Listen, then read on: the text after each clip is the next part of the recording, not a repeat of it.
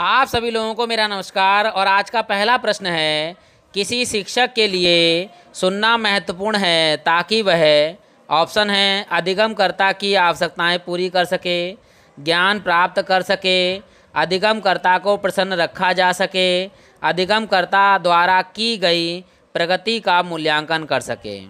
तो इन चारों में किसी शिक्षक के लिए सुनना महत्वपूर्ण है ताकि वह अधिगमकर्ता की आवश्यकताएं पूरी कर सके। शिक्षक शिक्षण कार्य के दौरान अधिगमकर्ता की सभी बातों एवं समस्याओं को बड़े ही ध्यान से सुनता और देखता है। तत्पश्चात उनकी संबंधी समस्याओं को दूर करके उनकी आवश्यकताओं की पूर्ति करता है। अर्थात इसका ऑप्शन नंबर ए, अधिगमकर्ता की आवश्यकताएं पूरी कर सके, ये सही उत्तर है। दूसरा प्रश्न है, समावेशी शिक्षा का अर्थ है। ऑप्शन, वह सुनिश्चित करना कि प्रत्येक बच्चे का अधिगम परिणाम एक हो, निःशक्तों को मुख्य धारा में शामिल करना, 14 वर्ष से कम उम्र के बच्चे को अनिवार्य शिक्षा देना, यह सुनिश्चित करना कि कोई बच्चा शिक्षा में पीछे ना रह जाए। तो इन चारों ऑप्शनों में से समावेशी शिक्षा का अर्थ यह सुनिश्चित करना है कि कोई बच्चा पीछे ना रह जाए। समावेशी शिक्षा एक ऐसी प्रणाली है जिसमें सामान्य बच्चों के साथ विशेष बच्चों को भी शिक्षा का समान अवसर मिलता है। समावेशी शिक्षा प्रत्येक बच्चे की व्यक्तिगत शक्तियों का विकास करती है तथा आत्मनिर्भरता की भावना का विकास करती है। अर्थात इसमें ऑप्शन नंबर डी, यह सुनिश्चित करना कि कोई बच्चा शिक्षा में पीछे ना रह जाए, करेक्ट है। अगला प्रश्न है, एक अध्ययन में तनावपूर्ण जीवन से दिल का दौरा पड़ता है को किससे श्रेणीबद्ध किया जा सकता है। ऑप्शन है विवरणात्मक शोध, व्याख्यात्मक शोध, सहसंबंधात्मक शोध, साध्यता शोध। तो एक अध्ययन में तनावपूर्ण जीवन से दिल का दौरा पड़ता है को व्याख्यात्मक शोध की श्रेणी में श्रेणीबद्ध किया जा सकता है। व्याख्यात्मक शोध उन कारणों को स्थापित करने के लिए उन्मुख है जो किसी विशिष्ट घटना की उत्पत्ति करते हैं। यह एक प्रकार का परिणामात्मक शोध है जिससे किसी घटना के क्यों और कब का पता चलता है। अर्थात इसका ऑप्शन नंबर बी, व्याख्यात्मक शोध सही है। चौथा प्रश्न है, किसी परिकल्पना को संकल्पनात्मक रूप से होना चाहिए। ऑप्शन है समवलित, जटिल और सामान्य, जटिल, दुस्साह और सामान्य, सरल, स्पष्ट और विशिष्ट, अस्पष्ट, पेचीदा और सरल। तो किसी परिकल्पना को सरल, स्पष्ट और विशिष्ट संकल्पनात्मक रूप से होना चाहिए। अनुसंधान के परिणामों को उचित व विश्वसनीय बनाने में परिकल्पना के स्तर का विशिष्ट योगदान होता है। अर्थात ऑप्शन नंबर सी, सरल, स्पष्ट और विशिष्ट इज अ करेक्ट आंसर। पांचवा प्रश्न है, किसी शोध समस्या के निरूपण की तुलना किससे की जा सकती है। भवन की नींव डालने से, घर की दीवारों के निर्माण से, भवन के दरवाज़ों में पॉलिश करने से, मकान की छत के निर्माण से। तो किसी शोध समस्या के निरूपण की तुलना भवन की नींव डालने से की जाती है, क्योंकि जिस प्रकार मकान बनाने से पहले नींव डाली जाती है उसी प्रकार किसी शोध करने से पहले हमें शोध समस्या का निरूपण की तुलना की जाती है। इसलिए इसका ऑप्शन नंबर ए, भवन की नींव डालने से करेक्ट आंसर है। अगला प्रश्न है, आगमनात्मक तर्क किस तरह उत्पन्न होता है। ऑप्शन है सार्वभौमिक से विशिष्ट, विशिष्ट से सार्वभौमिक, सार्वभौमिक से सार्वभौमिक या विशिष्ट से विशिष्ट।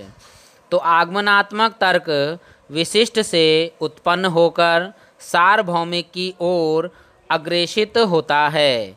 तर्क की जिस प्रक्रिया में एकाकी प्रेक्षणों के ज्ञात तथ्यों को जोड़कर अधिक व्यापक कथन निर्मित किया जाता है, आगमनात्मक तर्क कहलाता है। अर्थात आगमनात्मक तर्क विशिष्ट से सार्वभौमिक की ओर जाता है, इसलिए ऑप्शन नंबर बी विशिष्ट से सार्वभौमिक सही है।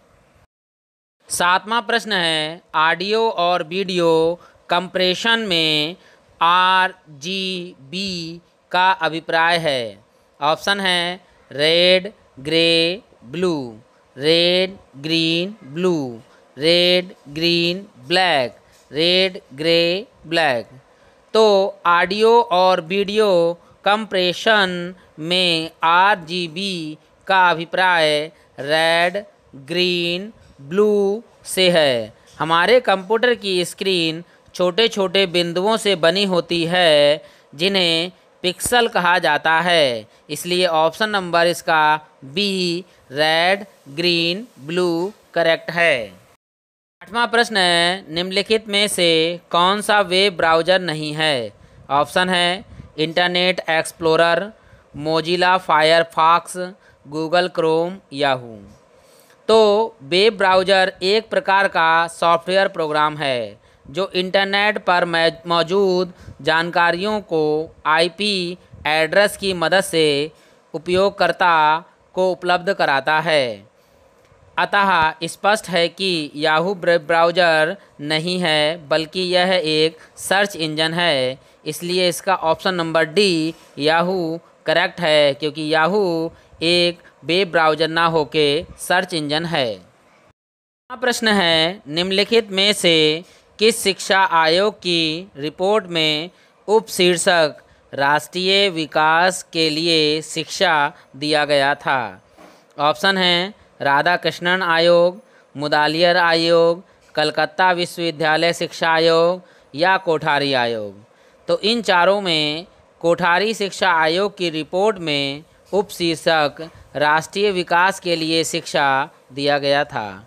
इस आयोग में सरकार को शिक्षा के सभी पक्षों तथा प्रक्रमों के विषय में राष्ट्रीय नमूने की रूपरेखा, साधारण सिद्धांत तथा नीतियों की रूपरेखा बनाने का सुझाव दिया गया था। तो इसलिए इसका ऑप्शन डी कोठारी आयोग करेक्ट है। 10वां प्रश्न है, नीचे दिए गए किस काल में भारतीय शिक्षा को धक्का लगा। ऑप्शन है ब्रिटिश काल, बौद्ध काल, मुगल काल या वर्तमान काल। तो भारतीय की शिक्षा व्यवस्था में सबसे अधिक धक्का या नुकसान मुगल काल में ही लगा। इस समय शिक्षा को चार दीवारी के मध्य कैद कर दिया गया था।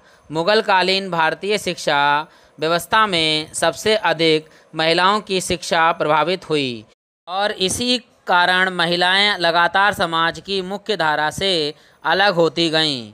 इसलिए इसका ऑप्शन नंबर सी मुगल काल सही है। 11वां प्रश्न है, आधुनिक भारतीय विश्वविद्यालय की स्थापना किस वर्ष हुई। ऑप्शन है 1957, 1857, 1947 या 1964। तो आधुनिक भारतीय विश्वविद्यालय की स्थापना वर्ष 1857 में कलकत्ता विश्वविद्यालय के रूप में हुई। ब्रिटिश राज्य में स्थापित इस विश्वविद्यालय को दुनिया के सबसे पुराने आधुनिक विश्वविद्यालय में से एक माना जाता है। इसलिए इसका option number B 1857 correct answer है।